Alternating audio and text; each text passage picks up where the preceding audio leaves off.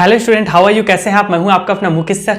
और dear student, हम रसायन में, केमिस्ट्री में अध्याय 8 डी एवं एफ ब्लॉक के तत्व प्रारंभ कर चुके हैं। और फर्स्ट पार्ट में मैं आपको बताया हूं कि कैसे ट्रिक बताया हूं, पूरे डी ब्लॉक के तत्वों को, एफ ब्लॉक के तत्वों को याद करने का ट्रिक बताया हूं। ठीक है, उसके सामान्य जानकारी दिया हूं, क्या क्या कहते हैं। ऐसा नहीं है कि वो आईएमपी नहीं है, आप जा करके देखिए तभी समझ में आएगा आगे। ठीक है, और परमाणु क्रमांक को रट्टा मारने की आवश्यकता नहीं है, आप निकाल सकते हो। वो सब चीजें मैं आपको जो है प्रीवियस क्लास में बता चुका हूं। ठीक है, तो एक बार डेफिनेटली वहां जाकर के विजिट कीजिए। और आज हम पढ़ने जा रहे हैं क्या, देखो यार, ये अध्याय जो है ना कठिन नहीं है, बहुत सरल है और आसानी से नंबर मिलता है। इसमें छोटे छोटे क्वेश्चन है ढेर सारे, पता है। उसके गुणों पर क्वेश्चन है। गुणों पर कैसे? जैसे कि आपको पूछ देगा कि डी ब्लॉक के तत्व रंगीन यौगिक बनाते हैं, क्यों? ऐसे क्वेश्चन आता है पूरा। तो आपको क्या करना है, पहले बताना है डी ब्लॉक के तत्व का परिभाषा, मतलब रंगीन यौगिक क्या है, कैसे बनाता है, एक आध दो एग्जांपल। उसके बाद कारण देना अनिवार्य है। ऐसे ऐसे ढेर सारे हैं। इनका गलनांक एवं क्वथनांक उच्च होता है, ये धातु होते हैं, क्यों? ये एस एवं पी ब्लॉक के तुलना में अच्छे धातु होते हैं, क्यों? ठीक है, इनका ये चुंबकत्व जो है, लौह चुंबकीय पदार्थ होते हैं इसमें बहुत सारे, क्यों? इनकी ऑक्सीकरण परिवर्तित ऑक्सीकरण अवस्था प्रदर्शित करते हैं, क्यों? तो ऐसे ऐसे छोटे छोटे क्वेश्चंस हैं। तो उन सबको आपको अच्छे से कराएंगे, देखेंगे। और आज ही हम करने जा रहे हैं, ऑक्सीकरण अवस्था करने जा रहे हैं, गलनांक क्वथनांक करने जा रहे हैं, तो पूरा देखिएगा। ठीक है, चलिए देखते हैं।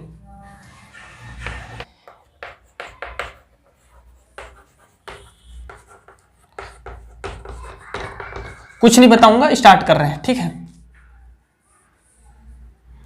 ये हमारा कौन सा श्रेणी है बता दो मुझे आप। ये है 3D श्रेणी, प्रथम संक्रमण श्रेणी, संक्रमण तत्व का प्रथम संक्रमण श्रेणी। और 3D श्रेणी भी बोलते हैं। रीजन क्या 3D बोलने का? क्योंकि इसमें जितने भी इलेक्ट्रॉन, अंतिम इलेक्ट्रॉन, जितने भी तत्व है, उनका अंतिम इलेक्ट्रॉन किसमें भराता है? 3D, अर्थात उपांत्य कोश में भराता है। इसलिए हम इसको क्या कहते हैं? 3D श्रेणी कहते हैं। अब थोड़ा सा देखिएगा स्टूडेंट, यह है मेरा प्रथम जो है समूह पूरे आवर्त सारणी का, है कि नहीं है? ये चीज है hydrogen, lithium, sodium, potassium, rubidium, caesium, francium. अब इसमें सबसे पहला जो हमारा इसका नोट लिखना है आपको, उसके बाद में गुण को एक एक कर करके जो है, आयनिक त्रिज्या, ठीक है, आज बहुत सारा हम लोग पढ़ेंगे। आयनिक त्रिज्या देखेंगे, परमाणु त्रिज्या जो है, ठीक है, धात्विक गुण देखेंगे। कई बार पूछता है ये, ठीक, कई बार पूछता है। संक्रमण तत्व, अधिकतर संक्रमण तत्व धातु है, कारण बताइए। धात्विक गुण का उल्लेख कीजिए, या इनका गलनांक क्वथनांक उच्च होता है, क्यों? ठीक है, ऑक्सीकरण अवस्था, ये रंगीन धातु यौगिक बनाते हैं, क्यों? तो ऐसे ढेर सारे क्वेश्चंस आते हैं। तो आप थोड़ा सा धैर्य रखेंगे, सुनते जाएंगे, देखते जाएंगे, आपको समझ में आते जाएगा। तो फर्स्ट आप एक छोटा सा नोट ये लिख लीजिएगा, क्या कि इनके जो है गुणों में समानता, किसके? संक्रमण तत्वों के गुणों में समानता। आपका हेडिंग रहना चाहिए क्या चीज? संक्रमण गुणों के तत्वों में समानता, सॉरी, संक्रमण तत्वों के गुणों में समानता। तो संक्रमण तत्वों के गुणों में समानता क्यों पाई जाती है? एक ही आवर्त में, जबकि हम सबको पता है कि समूह में समानता पाई जाती है। जिसकी ये देखिए आप, इनके समूह में समानता पाया जाता है। रीजन क्या है समूह में समानता पाए जाने का? एक ही समूह के तत्वों में समानता पाई जाती है, लेकिन संक्रमण तत्वों में एक ही आवर्त के तत्वों में समानता पाई जाती है, समूह में नहीं, आवर्त में। ठीक है, रो में पाया जाता है, रो में, पंक्ति में, जबकि इसमें स्तंभ में, कॉलम में पाया जाता है। रीजन क्या है ये देखो आप, इसमें देखिए 1s1 भराएगा ऐसा। ये कैसे भराएगा बता दो मुझे। 1s2s1, अर्थात ये हो जाएगा 2s1, ये हो जाएगा 3s1, ये हो जाएगा 4s1, ये हो जाएगा 5s1, ये हो जाएगा 6s1, ये हो जाएगा 7s1। होगा कि नहीं होगा बता दो मुझे। तो इससे कई कारण होते हैं इनके गुणों की समानताओं के कारण। सबको पता है, हाइड्रोजन बस को छोड़ दें, आवारा है, आवारा हूं, ऐसा गाना है जी, बहुत सुंदर गाना है। ठीक है, तो ये हमारा तत्व है, इसको छोड़ दीजिए। तो इन सबको देखेंगे तो सबके सब क्या है डियर स्टूडेंट, और ये लास्ट, ये हमारा एक रेडियो सक्रिय तत्व है, बाकी सबके सब क्या है? धातु है, और एक समान गुण प्रदर्शित करते हैं। रीजन ये होता है कि इनके बाह्यतम कोश में, अर्थात संयोजकता कोश में, संयोजकता कोश वो याद रखिएगा। संयोजकता कोष में एक इलेक्ट्रॉन होते हैं जिस इलेक्ट्रॉन को त्याग कर ये आसानी से धन आयन बनाते हैं। धात्विक प्रवृत्ति पाई जाती है, इस कारण इनके सभी के सभी जो गुण होते हैं। अब बताओ एक कॉमन सी चीज बताओ, लिथियम और सोडियम अगर क्लोरीन के साथ क्रिया करेगा तो कैसे करेगा बताओ? अरे भाई लिथियम क्लोराइड बनाएगा, सोडियम क्लोराइड बनाएगा। अब ये लिथियम ऐसा क्लोराइड बनाएगा क्या? नहीं बनाएगा। क्यों नहीं बनाएगा? क्योंकि इसकी संयोजकता एक है, तो इसलिए हमेशा ऐसे बनाएगा। तो इस कारण देखिए, आप लिखिए, कारण लिखिएगा कि अन्य एस ब्लॉक एवं पी ब्लॉक के तत्वों में उसके समूह में समानताएं पाई जाती है, क्योंकि उनके बाह्यतम कोष में इलेक्ट्रॉनों की संख्या समान होती है, अर्थात संयोजी कोष में इलेक्ट्रॉन समान होते हैं, संयोजकता समान होती है। इस कारण वे समान गुण, समान रासायनिक एवं भौतिक गुण प्रदर्शित करते हैं। किंतु संक्रमण तत्वों में आवर्त में समानता पाई जाती है, पंक्ति में समानता पाई जाती है, क्योंकि एक ही आवर्त के समस्त तत्वों में अंतिम इलेक्ट्रॉन डी उपांत्य कोष में प्रवेश करता है। समझ आया? नहीं आया? ये देखो, स्कैडियम 21, मैग्नीशियम आयरन ले लीजिए 25, 26 है, ये 30 है। अब भर के देखो, आप भर के देखो। इसके पहले आर्गन, तो आर्गन का हो जाता है डियर स्टूडेंट 18, होता है कि नहीं? अब मैं इस स्कैडियम को भरूंगा तो कैसे भराएगा ये बताओ मुझे। आर्गन 18 हो गया, ठीक है, 1:2, 2:2, 2p ये हो चुका है, ठीक है, 18 हो गया, मतलब 1:2, 2:2, 3s खत्म हो चुका है। ये भराएगा 4s2 और 3d1, ये स्कैडियम का हो गया। अब देखिए, अगर मैं मैग्नीशियम आयरन का भरता हूं, आयरन का सपोज भर देता हूं, 26 होता है, आर्गन का हो जाएगा 18, 26 हो गया तो 4s2, और ये कैसे भरा जाएगा 3d4, 6, 20, 6, 26 हो गया कि नहीं हो गया? तो कौन से कोष में भरा रहे बताओ मुझे? अंतिम डी कोष में भरा रहा है, डी में भरा रहा है, और इसमें एस में भरा रहा था। एक ही समूह में अंतिम जो इलेक्ट्रॉन है एस उपकोष में भरा रहा था, इसमें डी उपकोष में भरा रहा है, उपांत डी उपकोष में। इस कारण इनकी संयोजकताएं तो सेम नहीं रहती, संयोजकता भी सेम रहती, संयोजी कोष में भी इलेक्ट्रॉन सेम रहता है। ये बताओ मुझे, इसकी संयोजी कोष कौन है? डी है कि एस है? एस है। बाह्यतम कोष से ही हम इलेक्ट्रॉन निकालते हैं, ठीक है ना, बाह्यतम कोष से। तो यदि आप यहां से इलेक्ट्रॉन निकालोगे ना तो डी से नहीं निकलेगा, पहले एस से निकलेगा, जब एस खाली हो जाएगा तब डी से निकलेगा। दैट्स मैजिक, ठीक है, ये चीज है, ये समझो बात को। जैसे आयरन है, आयरन, अब आयरन को मैं 3+ बना रहा हूं तो कैसे बनेगा ये बताओ मुझे। 3+ में आयरन कितना होगा? ये आयरन का है, Fe3+ में कितना आयरन होगा बताओ, कैसे होगा? तो ये हो जाएगा आर्गन 18, 4s0 और 3d, पहले 2 ठो यहां से निकालेगा, 1 ठो यहां से निकालिएगा, तो ये हो जाएगा 5। इस प्रकार बनाएगा ये, समझ में आ रहा है ना? कि 4s2 रहेगा और 3d। इलेक्ट्रॉनिक विन्यास भरने आना चाहिए आपके लिए, होमवर्क नहीं आएगा तो कल बताऊंगा मैं कौन कौन सा, क्रोमियम का, कॉपर का, सिल्वर का निकाल के बताइएगा कैसे इलेक्ट्रॉनिक विन्यास निकलेगा, कैसे भराएगा, निकाल के देखिएगा, ये आपके लिए होमवर्क है। समझ में आ रहा है? तो अंतिम इसके संयोजी कोष में इलेक्ट्रॉन की संख्या क्या होती है? इस आवर्त में एक समान होती है संयोजी कोष में। इस कारण इनके गुणों में क्या पाई जाती है? समानताएं पाई जाती है। समझ में आ गया इतना चीजें? वेरी गुड भैया, धन्यवाद, थैंक यू। अब चलिए देखते हैं हम लोग क्या, अब एक एक करके इनके सभी जो है रासायनिक भौतिक गुणों को पढ़ते हैं। तो सबसे पहला है हमारा परमाणु त्रिज्या। परमाणु त्रिज्या और आयनिक त्रिज्या दोनों को एक साथ देख लेते हैं, क्योंकि परमाणु से ही आयन बनेगा। पहला नंबर दे दीजिएगा, परमाणु त्रिज्या, आयनिक त्रिज्या। परमाणु त्रिज्या, देखिए परमाणु त्रिज्या कैसे इफेक्ट होता है, ध्यान से देखिएगा, ठीक है, और लिखिएगा ए, पहला लिख लीजिएगा, ए लिख लीजिएगा, है ना। स्कूटी, वीआईपी, कार महंगा, लोहा को निकालो क्योंकि जंग लग जाएगा, ऐसा कुछ मैं बताया था आपको, टिक, है ना। ए में लिखना भैया, ए में लिखना क्या लिखना कि डी ब्लॉक के तत्वों का परमाणु एवं आयनिक त्रिज्या एस ब्लॉक के तत्वों से कम होता है, किंतु पी ब्लॉक के तत्वों से अधिक होता है। वो तो सबको रीजन पता है, क्यों? जैसे जैसे हम बाएं से दाईं ओर चलते हैं आवर्त सारणी में, पीरियोडिक टेबल में, तो नाभिकीय आवेश बढ़ने लगता है। आप पी ब्लॉक के तत्व जो पढ़ाए हैं उसका फर्स्ट पार्ट देख लो, फिर पूरा कुछ पढ़ाने की जरूरत नहीं पड़ेगी आपको। इनसे संबंधित। ठीक है, तो जैसे जैसे हम आवर्त में बाएं से दाईं ओर बढ़ते हैं तो प्रभावी नाभिकीय आवेश बढ़ने के कारण उसका परमाणु आकार छोटा होने लगता है, होता है कि नहीं। तो सबसे पहले कौन सा आएगा, एस ब्लॉक आएगा, फिर कौन सा आता है हमारा डी ब्लॉक आता है, और डी ब्लॉक के बाद कौन सा आता है भैया, पी ब्लॉक आता है, पी डी एफ एस। तो एस यहां जैसे जैसे हम बढ़ रहे हैं तो क्या हो रही है, इसकी प्रभावी नाभिकीय आवेश बढ़ने के कारण त्रिज्या छोटी हो रही है। तो आपको बता दिया ना, इससे क्या होगा, डी का जो है कम होगा, इससे क्या होगा, कम होगा डी वाले का, और पी वाले का पी वाले से ज्यादा होगा, डी वाले से कम, सॉरी यार ये एस है, एस से कम किंतु पी से अधिक। पहला लिख लिए, दूसरा लिखिएगा, डी ब्लॉक के तत्वों में प्रारंभ में आयनिक त्रिज्या एवं परमाणु त्रिज्या घटती है, फिर स्थिर हो जाती है, फिर बढ़ती है। That's magic. ठीक है पहले क्या हो जाती है, कम होती है, कम, फिर स्थिर हो जाती है, स्थिर लगभग ना, अप्रोक्सीमेट, एकदम स्थिर नहीं होता, लगभग स्थिर हो जाती है लिखना है आपको, फिर बढ़ जाती है।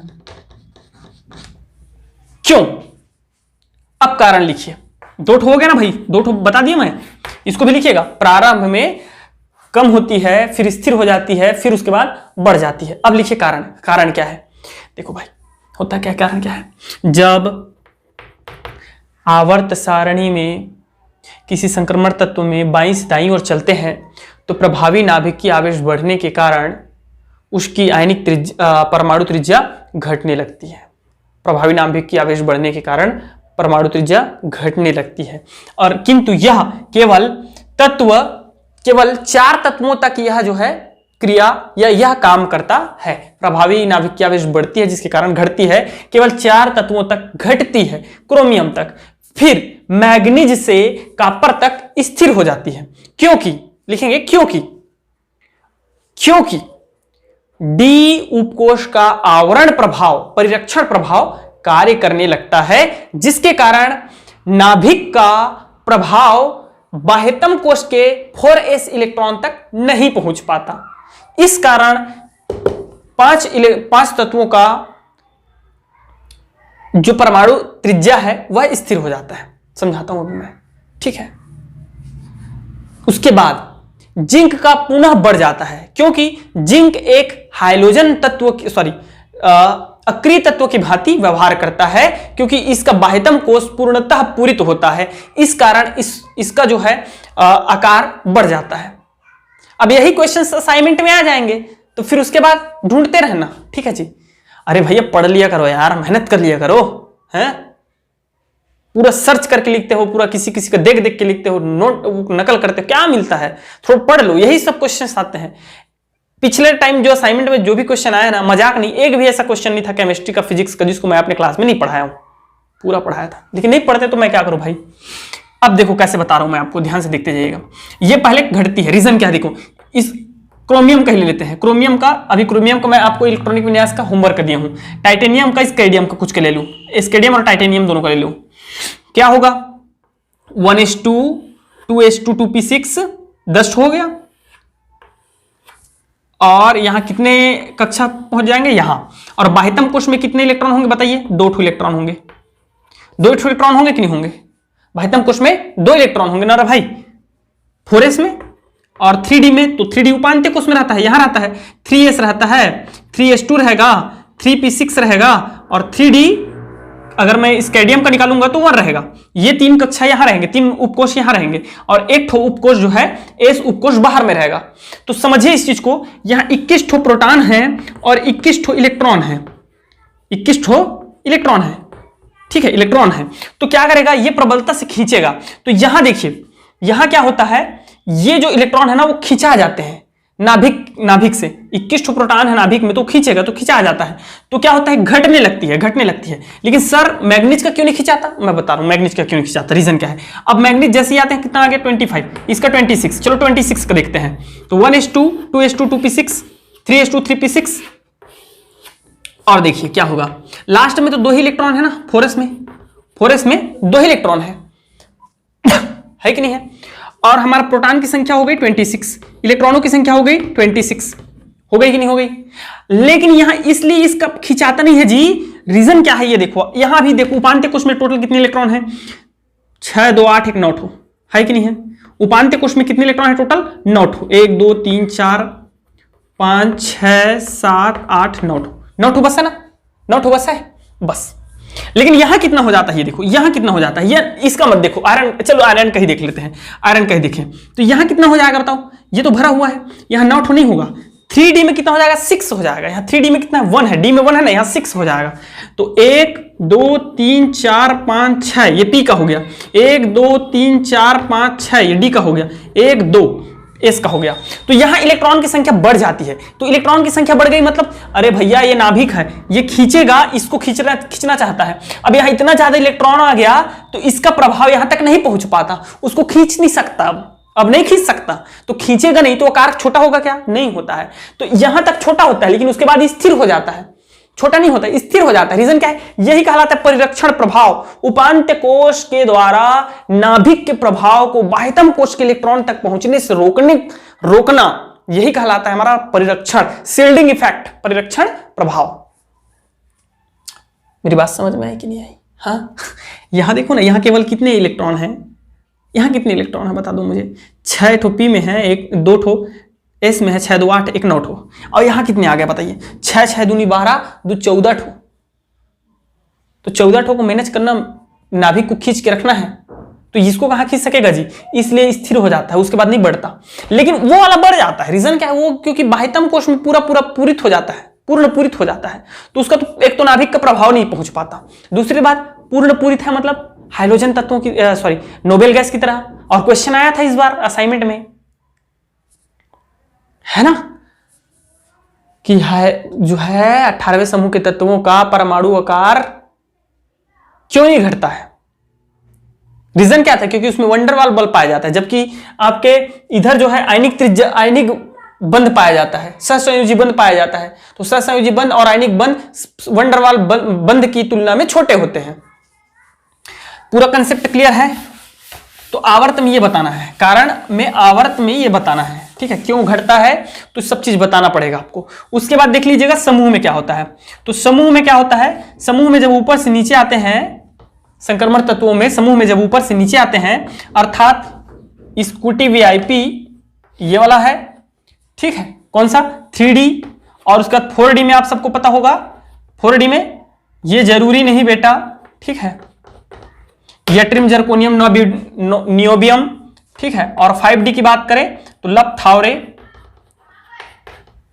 तो ये देखिए, अगर इनमें देखेंगे तो क्या हो रहा है, हो क्या रहा है, ये देखिए स्कूटी, ये स्कैडियम है, स्कैडियम में कौन सा कक्षा रहा है आप सबको पता है, 4s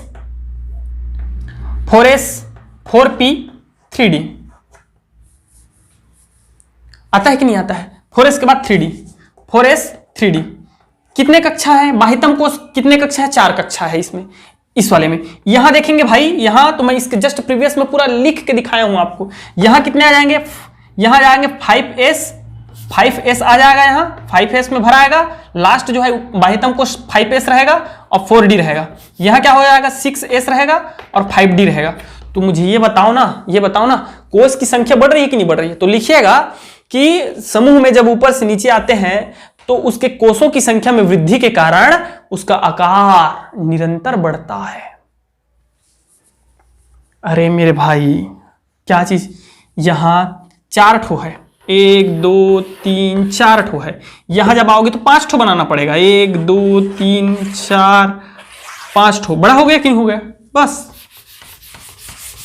ये चीज है जी, और कुछ नहीं है। चलिए नेक्स्ट देखते हैं, धात्विक प्रकृति दूसरा है ये, ठीक है, धात्विक प्रकृति बहुत ये पूछा जाता है जी, ध्यान रखिएगा। मेटालिक प्रॉपर्टीज, तो मेटालिक प्रॉपर्टीज क्या होती है सुनो, संक्रमण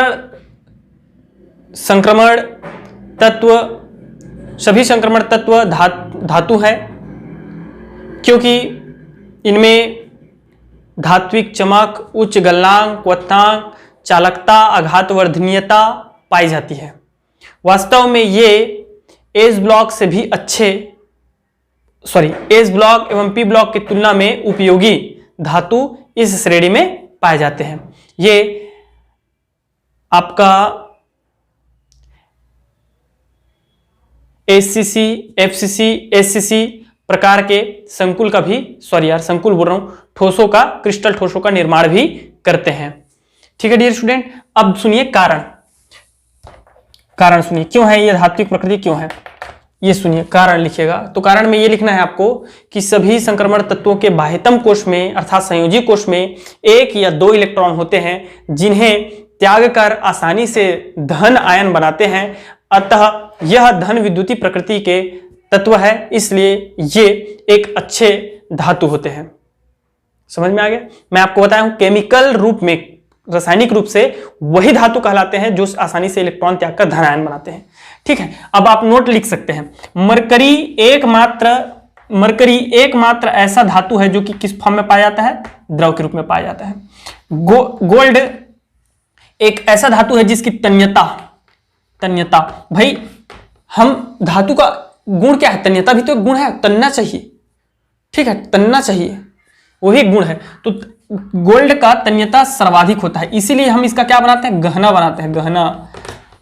अरे जेवर जेवर जेवर डिजाइन कर करके दिखता भी सुंदर है और डिजाइन भी अच्छे से बनता है। तन्यता खींच लो फिर बहुत लंबा। ठीक है, सिल्वर एक ऐसा धातु है जिसकी जो है चालकता सर्वाधिक होती है, सुचालक है कि नहीं है। इसके बाद कौन है, कॉपर भी डी ब्लॉक के तत्व है। प्लेटिनम एक ऐसा धातु है जो बहुत ज्यादा महंगा है कि नहीं है, गोल्ड से भी ज्यादा महंगा आता है प्लेटिनम। तो सारे के सारे अच्छे धातु कहां पाए जाते हैं, डी ब्लॉक में पाए जाते हैं। तीसरा नंबर लिखिएगा गलनांक एवं क्वथनांक। क्या लिखेंगे, गलनांक एवं क्वथनांक। बहुत पूछता है भाई इसको यार, सच बता रहा हूं मैं ईमानदारी से। तो इनका डी ब्लॉक के तत्वों का गलनांक एवं क्वथनांक बहुत उच्च होता है। जैसे आयरन का गलनांक 1500 डिग्री सेल्सियस लिखेंगे आप लोग, 1500 से 1600 डिग्री सेल्सियस होता है। देखे होंगे अध्याय 6, आयरन का निष्कर्षण किससे किए थे, आयरन का निष्कर्षण हेमेटाइट से, तो वहां देखे थे ना। ठीक है, तो इनका गलनांक एवं क्वथनांक बहुत उच्च होता है। अब लिखेंगे कारण, क्यों। इतना लिखने के बाद कारण लिखना जरूरी, कारण लिखना कंपल्सरी एकदम। रीजन क्या है सुनिए, डी ब्लॉक के तत्वों में 2 प्रकार का बंध या ऐसे लिख सकते हैं, गलनांक एवं क्वथनांक तत्वों के बंधों की प्रकृति पर निर्भर करती है। जितना अधिक बंध होता है, जितना शक्तिशाली बंध होता है, उसे तोड़ने के लिए उतना ही ज्यादा ऊष्मा की आवश्यकता होती है, इसलिए उसका गलनांक एवं क्वथनांक उच्च होता है। और डी ब्लॉक के तत्वों में के बाह्यतम कोश में अर्थात संयोजी कोश में 2 इलेक्ट्रॉन होते हैं, जिसके कारण वे सहसंयोजक बंध बनाते हैं, सॉरी धात्विक बंध बनाते हैं। कौन सा बंध बनाते हैं, धात्विक बंध बनाते हैं। इसमें 2 प्रकार की बंध पाई जाती है, लिखिए इसमें 2 प्रकार की बंध पाई जाती है। NS इलेक्ट्रॉनों के कारण धात्विक बंध एवं N-1D इलेक्ट्रॉनों के कारण सहसंयोजी बंध। तो इस प्रकार दो प्रकार का बंध पाए जाने के कारण इसकी जो है गलनांक एवं क्वथनांक उच्च होती है। समझ में आ गया, अच्छे से समझ में आ गया, वेरी गुड। लेकिन कुछ अपवाद भी तत्व हैं, कुछ तत्व अपवाद हैं, जैसे कि जिंक है। ठीक है जी, और देखिएगा आप लोग ढूंढ के कमेंट में लिखेंगे कौन कौन से तत्व है। तो जिंक तत्व का होता है 30, तो इसका गलनांक एवं क्वथनांक कम पाया जाता है। रीजन क्या है बता रहा हूं मैं, इसका गलनांक एवं क्वथनांक कम पाया जाता है। रीजन ये है, आर्गन 18 हो गया, 4s2 3d10, 18 2 20 30 हो गया कि नहीं। तो इसका जो है, इसका ये देखिए उपांत्य कोश पूर्णतः भरा हुआ है, अर्थात यह सहसंयोजी बंध नहीं बना सकता। केवल 2 इलेक्ट्रॉनों को संयोजकता कोश के इलेक्ट्रॉनों को त्याग कर ये क्या कर सकता है, धात्विक बंध बना सकता है। इस कारण इसमें केवल धात्विक बंध बनाने की प्रवृत्ति पाई जाती है, अर्थात केवल एक बॉन्ड पाया जाता है, जिसके कारण इसकी जो है क्या होती है, गलनांक एवं क्वथनांक कम होती है। और 2-3 ठो और है, उसको आप लोग ढूंढ के कमेंट बॉक्स में लिखेंगे कि कौन कौन सा तत्व है, उसको ढूंढ के लिखेंगे। जिसका बाह्यतम कोश भरा हो रहेगा संक्रमण तत्व में, अवश्य आया है यार, तो और ढूंढो ना, आराम से मिलेगा। मैं कल के प्रीपेड में पढ़ाया हूं, कल के क्लास में, ठीक है, और मिलेगा। तो उनको आप लोग लिखेंगे, ठीक है। इसके साथ साथ मैग्नीज का भी जो है कम पाया जाता है, तो यह अपवाद है, ठीक है। चलिए नेक्स्ट देखते हैं, नेक्स्ट गुण क्या है इसका। अब देखते हैं इसकी डेंसिटी, घनत्व। तो ये चीज तो जो है आपको ऐसे ही समझ में आ जाएगा, ज्यादा बड़ा नहीं है, एकदम छोटा है। आप बस इतना लिखिए, संक्रमण तत्वों की घनत्व उच्च होती है। अब लिखिए कारण, कारण क्या है, कारण आप सबको पता चल जाएगा। आवर्त में जैसे ही आवर्त में जब बाएं से दाएं ओर चलते हैं तो परमाणु क्रमांक बढ़ने के साथ साथ प्रभावी नाभिकीय आवेश के कारण उसका आकार घटने लगता है, अर्थात किसी भी परमाणु का आयतन कम हो जाता है। आयतन कम हो जाता है किंतु उसका द्रव्यमान बढ़ जाता है, अतः घनत्व बढ़ जाती है। समझ में आया कि नहीं आया? आया ना जी, है कि नहीं? जिसकी ये देखो, ये एक बर्तन है, क्या है, एक बर्तन है। अब इसमें मान के चलो आप 20, 50 या 100 ml पानी है, क्या है, 100 ml पानी है इस बर्तन में, ठीक है। ये मान के चलो यहां तक 100 ml पानी है। इसकी घनत्व बताइएगा, और क्या कर रहा हूं मैं, ध्यान देखिएगा। अब इस बर्तन को मैं क्या कर दिया, छोटा कर दिया थोड़ा, बर्तन को क्या कर दिया, छोटा कर दिया, कर दिया कि नहीं कर दिया, छोटा कर दिया। और 100 ml को मैं थोड़ा सा बढ़ा दिया, द्रव्यमान को बढ़ा दिया और आयतन को कम कर दिया। कितना कर दिया, 150 ml कर दिया। छलकने लगेगा बाहर कितना, 150 ml। तो क्या हो गया, घनत्व तो बढ़ा कि नहीं बढ़ा, पूरा भर गया कि नहीं भर गया। यही तो है भैया, द्रव्यमान बढ़ा लेकिन आयतन कम हो गया। तो जैसे जैसे हम इधर बढ़ते हैं तो परमाणु क्रमांक बढ़ता है, इलेक्ट्रॉन और प्रोटॉनों की संख्या बढ़ गई, मतलब द्रव्यमान बढ़ गया, लेकिन आयतन छोटा हो गया क्योंकि उसकी आकार छोटी हो गई। तो इस कारण जो है संक्रमण तत्वों की, बाएं से दाएं चलने पर संक्रमण तत्वों की घनत्व में वृद्धि होती है, ऊपर से नीचे आने पर भी घनत्व में वृद्धि होती है। उसका कारण है द्रव्यमान में वृद्धि। तो द्रव्यमान में वृद्धि के साथ साथ उसके घनत्व डेंसिटी में भी वृद्धि होती है, ठीक है। चलिए देखते हैं अब परमाणुकरण की एंथैल्पी। परमाणुकरण की एंथैल्पी,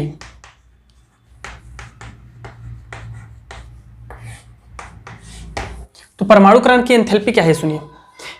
किसी तत्व के 1 मोल परमाणु को, किसी तत्व के 1 मोल परमाणु को उसकी गैसीय अवस्था में, आयनन ऊर्जा अलग है ना, पढ़ाऊंगा उसको मैं, किसी तत्व के परमाणु को किसी तत्व के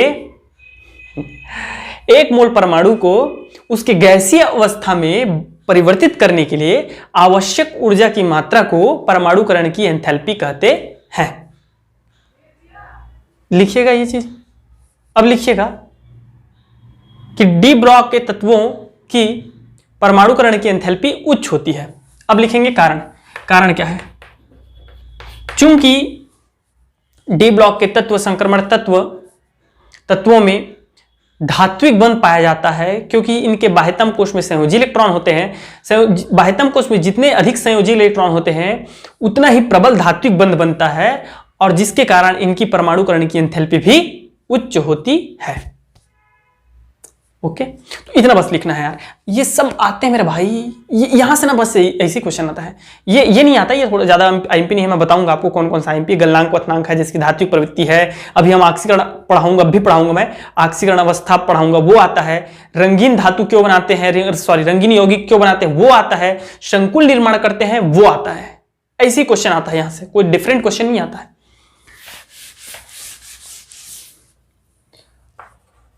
ऑक्सीकरण अवस्था ये आता है भैया, आईएमपी, मोस्ट आईएमपी, ठीक है। ऑक्सीकरण अवस्था, चलिए देखते हैं, लिखते जाइएगा, मैं बोल रहा हूं ना। संक्रमण तत्व परिवर्तित ऑक्सीकरण अवस्था प्रदर्शित करते हैं, ठीक है। जैसे ये देखिए,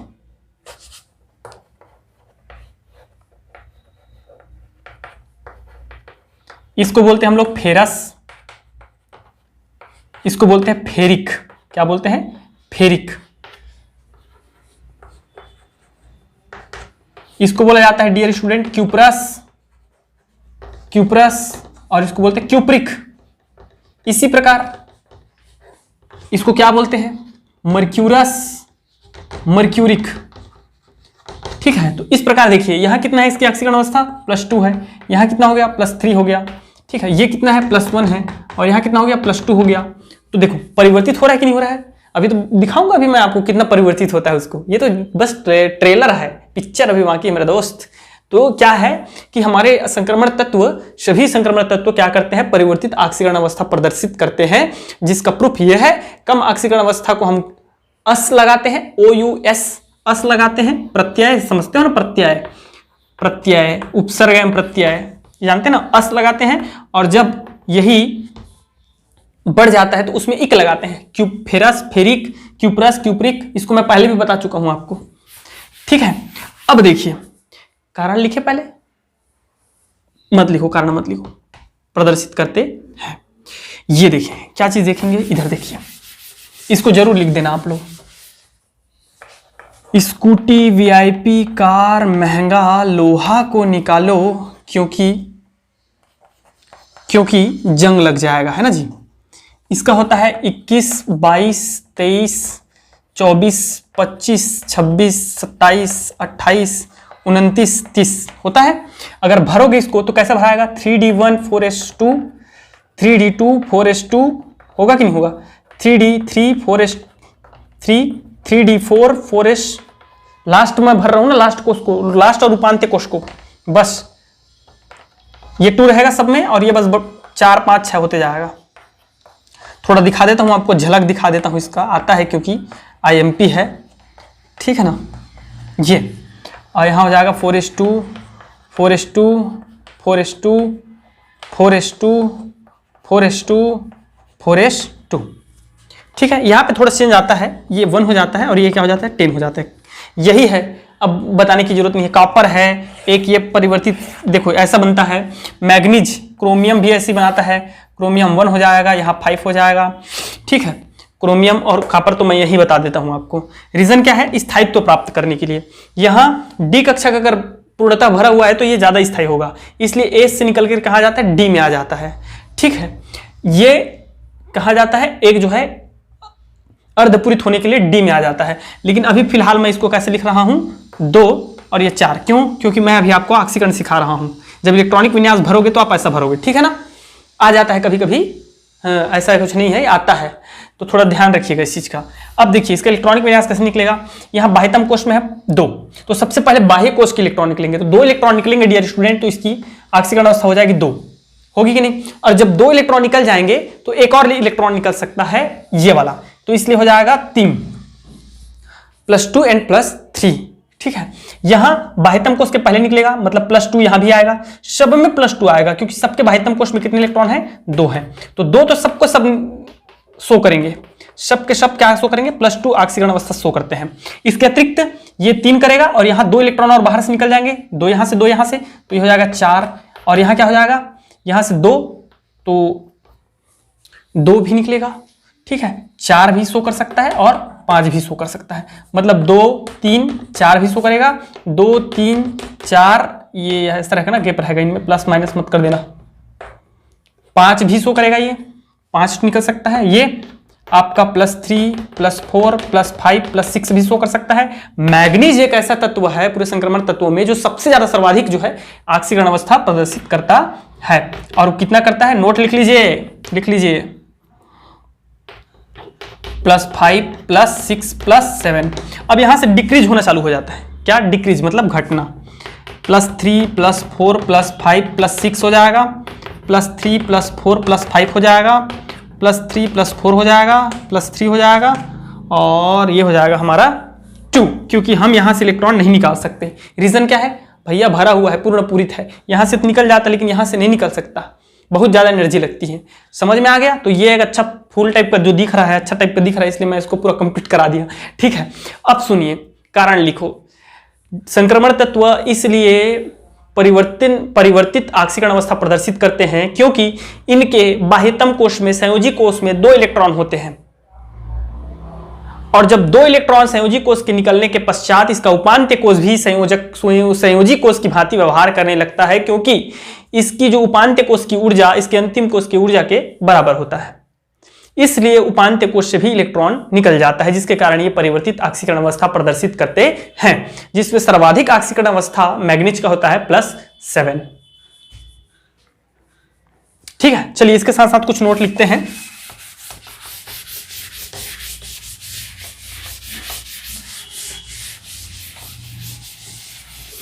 नोट कुछ ऐसा है, फर्स्ट नोट ये रहेगा कि किसी तत्व का ऑक्सीकरण अवस्था इस बात पर निर्भर करती है कि वो किसी अन्य कौन से अन्य तत्व के साथ संयोग कर रहा है।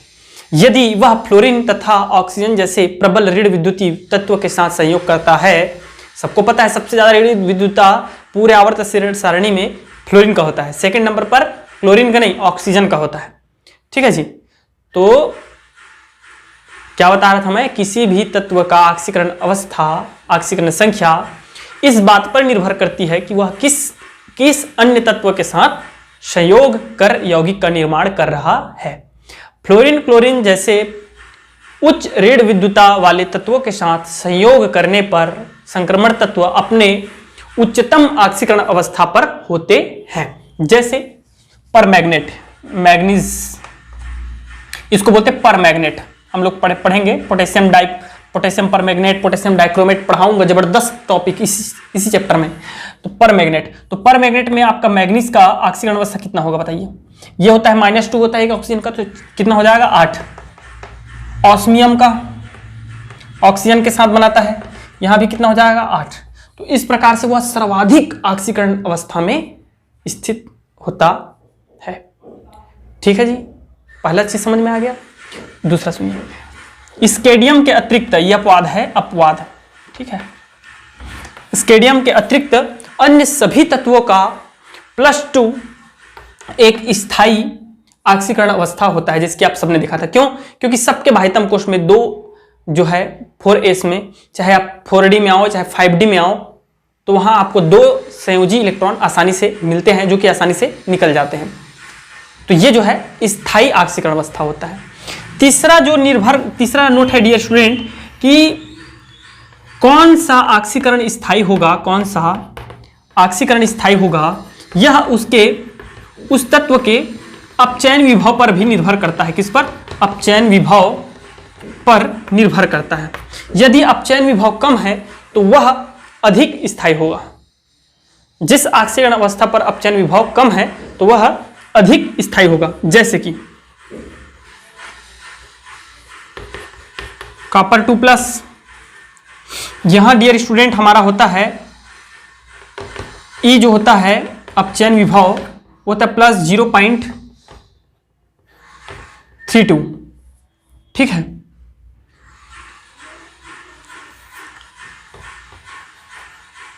फाइव टू थ्री फोर होता है। और क्यूप्रस में ये क्यूप्रिक है और ये क्यूप्रस है। तो क्यूप्रस में जो होता है हमारा क्यूप्रस यहां होता है कितना +0.52। तो इस प्रकार हमारा ये जो होता है वो क्या होता है, अधिक स्थायी होता है, क्योंकि यहां जो है हमारा क्या है, अपचयन विभव, मानक अपचयन विभव जो है वो कम है। समझ में आ रहा है? तो इस प्रकार ये जो है कुछ महत्वपूर्ण नोट है। और देखते हैं काग 2।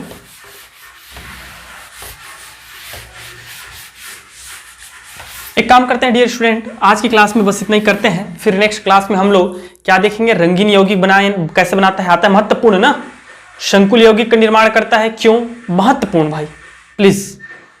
इसका चुंबकत्व प्रॉपर्टी, मैग्नेटिज्म प्रॉपर्टी, ये बहुत बड़ा चैप्टर नहीं है, बहुत छोटा है, मात्र गिन के 5 से 7 क्लास में ही खत्म हो जाएगा, 5 से 6। तो थोड़ा सा कॉपरेट करो, मजा आएगा।